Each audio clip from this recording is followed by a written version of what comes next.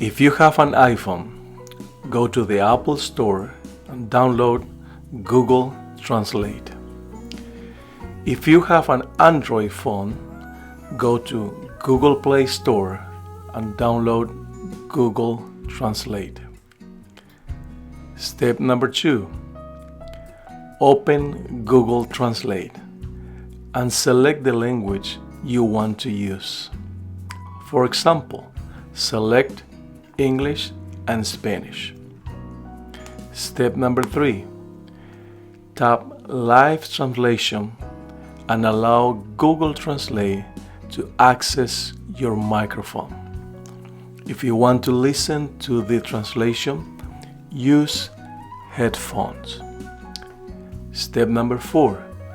Keep Google Translate open while the speaker is talking.